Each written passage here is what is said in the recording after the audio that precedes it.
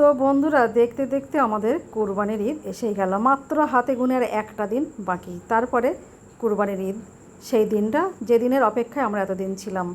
তো ঈদ বলে সেই দিনেই খাওয়া দাওয়া করতে হবে, সেই দিনে রান্নাবান্না করতে হবে, তা তো কোনো কথা নেই। তো আগে আগে আমরা সেই ঈদের দিন কি করব সেটা আগে থেকে আপনাদেরকে দেখিয়ে দিলাম। আসসালামু আলাইকুম, RS ব্লগ চ্যানেলের একটি নতুন ব্লগে আপনাদের সকলকে জানাই স্বাগত। সকাল থেকে সারাদিন কি প্রস্তুতি চললো সেটাই আজকে আপনাদেরকে দেখাচ্ছি। দেখুন, সকালবেলা আমরা গরম ভাত, সেই সঙ্গে ডাল সিদ্ধ, আলু সিদ্ধ একসঙ্গে এরকম শুকনো লঙ্কা পেঁয়াজ কুচি দিয়ে সর্ষের তেল দিয়ে মেখে খেতে অসাধারণ লাগে। মানে এর ওপরে কোনো খাবারই হয় না। এরকম ডাল আলু ভর্তা যে এত সুন্দর লাগে, তো কি বলবো, যারা খেয়েছে স্বাদটা তারাই একমাত্র জানবে। তো আপনারা যদি কেউ এরকম না খেয়ে থাকেন, একবার অবশ্যই ট্রাই করে দেখবেন। ডাল আলু ভর্তা এরকম শুকনো লঙ্কা পুড়িয়ে নেবেন আর পেঁয়াজ কুচি করে নেবেন, পেঁয়াজটা কাঁচা রাখতে হয়। আর তারপরে লবণ আর সর্ষের তেল দিয়ে একদম ঝাঁঝ ঝাঁঝ তেল হবে, বেশ খেতে অসাধারণ লাগে। যাই হোক, এটা দিয়ে আজকে আমরা সকালের খাওয়া দাওয়া সারবো। গরম গরম ভাত, ঘি আর এরকম ডাল আলু ভর্তা। তারপরে দেখুন, ঈদ মানেই তো আনন্দ। সে যে কোনো ঈদ হোক না কেন, সে রমজান মাসের ঈদ হোক আর কুরবানির ঈদ হোক না কেন, বাচ্চাদের তো সাজগোজের কোনো শেষ নেই। মেহেন্দি তো পরা চাই। তাই মেহেন্দি পরানোর প্রস্তুতি চলছে। এই দেখুন, ঈদ মানেই বাচ্চাদের খুশির শেষ নেই। তাই বাচ্চারাই মেহেন্দি পরছে। আমাদের তো অনেক কাজ থাকে, সেই জন্য বিশেষ করে কুরবানির ঈদে অনেক দায়িত্ব থাকে, অনেক কাজ থাকে, ঝামেলা থাকে। বুঝতেই পারেন, কুরবানির ঈদে আমাদের পশু কুরবানি করতে হয় আর অনেক কাজ থাকে, সেই জন্য মেহেন্দিটা আর আমরা পরলাম না, বাচ্চারাই পরছে। আর টুকটাক কেনাকাটি তো হয়েই থাকে কম বেশি। রমজান মাসে আমাদের সবচেয়ে আনন্দের মাস, আর ওই মাসটা আমরা কেনাকাটি বেশি করি। তো এই মাসে যে করবো না সেটা কোনো কথা নেই। বাচ্চাদের জন্য অল্প কিছু অর্ডার করেছিলাম অনলাইন থেকে, তো সেগুলো আজকে এসেছে, দেখাচ্ছি আপনাদের। এই যে চলে এসেছে অনলাইনে দাদাটা, ওদিকে মেহেন্দি পরা প্রায় কমপ্লিট হয়ে গেছে। বাচ্চারা কত এক্সাইটেড, কত আনন্দ যে আর একদিন বাদে ঈদ। তো এই যে দাদাটা আমাদেরকে দিয়ে দিল ফ্লিপকার্ট থেকে যা যা অর্ডার করেছিলাম। মেয়ের জন্য গরমের এরকম টি শার্ট, একদম পিওর কটনের সেটা আমি অর্ডার করেছিলাম। দেখুন, বেশি দাম না কিন্তু, মাত্র 299 টাকা আমি কিন্তু এটা পেয়ে গেলাম। অনেক কমে পেয়ে গেছি। আর এই গেঞ্জিটা দেখুন, এটা নিয়েছে আপনার 325 টাকা। মানে অসাধারণ হয়েছে, কালারটাও দারুণ, মেয়ের গায়ে একদম পারফেক্ট সাইজ, বেশ সুন্দর হয়েছে, ওর খুব পছন্দ হয়েছে।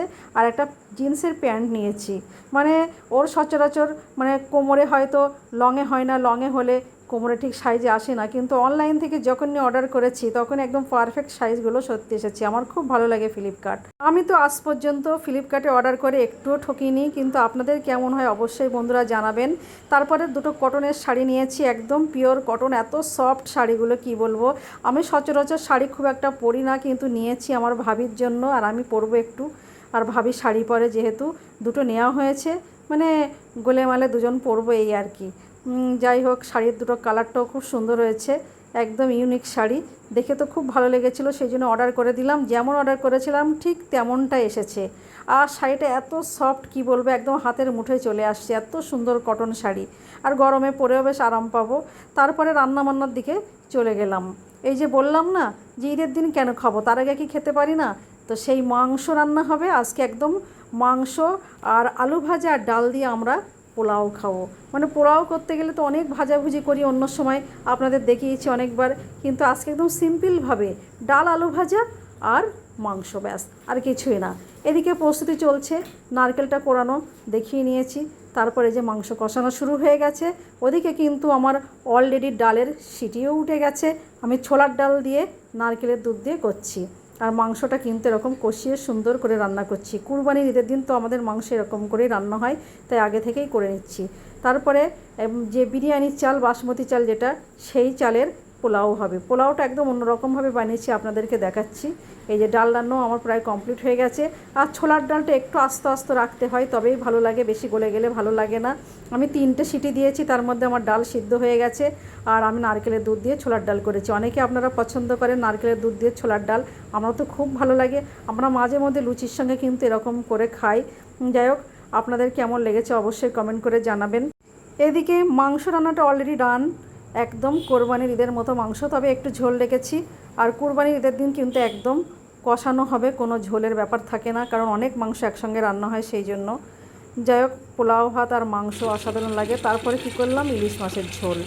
আসলে ইলিশ মাছের ঝোলটা আমার ভাবি করেছে, আমার সে মনেই ছিল না যে ইলিশ মাছ রয়েছে, সেই জন্য ইলিশ মাছের কথাটা আমি বলতে ভুলেই গেছি। সর্ষে বাটা দিয়ে ইলিশ হয়েছে।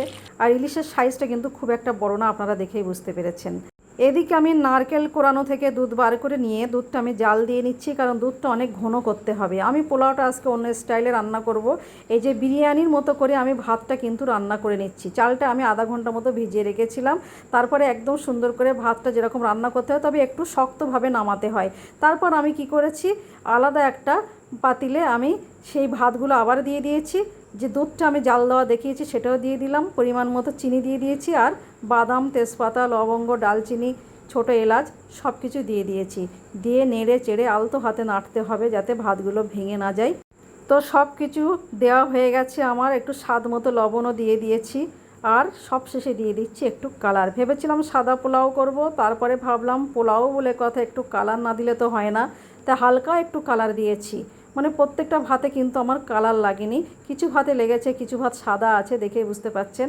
যাই হোক, আজকের আমার প্রথম থেকে শেষ পর্যন্ত ভিডিওটি কেমন লেগেছে অবশ্যই কমেন্ট করে জানাবেন। কার কার এরকম পোলাও, ইলিশ মাছের ঝোল, সর্ষে বাটা ইলিশ আর কষা কষা মাংস, আলু ভাজা, ছোলার ডাল দিয়ে পছন্দ, আপনারা জানালে আমার খুব ভালো লাগবে।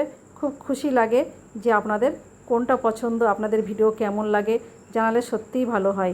তো বন্ধুরা, আপনারা ভাবছেন গরমের দিনে এইসব রিচ খাবার কেন খেলাম, আসলে সামনে ঈদ, সেই জন্য আগে থেকে এটা রান্না করে আপনাদেরকে দেখিয়ে দিলাম। যদি লোভ লাগে চলে আসুন আমাদের বাড়ি, আমার তো আর তর সইছে না, বাস আমি খেতে বসলাম, খাওয়াটা আপনাদেরকে আর দেখালাম না। আজকের ভিডিওটি এই পর্যন্ত। ভালো থাকুন, সুস্থ থাকুন, থ্যাংক ইউ।